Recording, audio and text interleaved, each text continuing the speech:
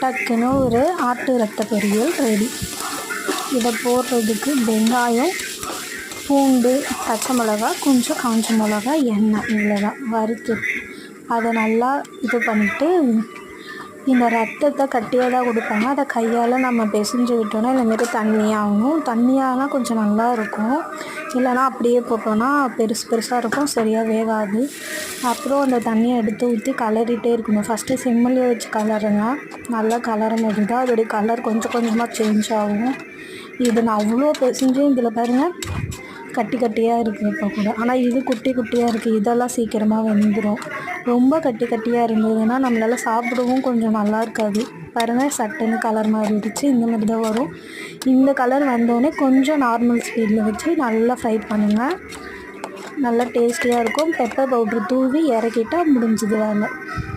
சட்டுன்னு ரெடி.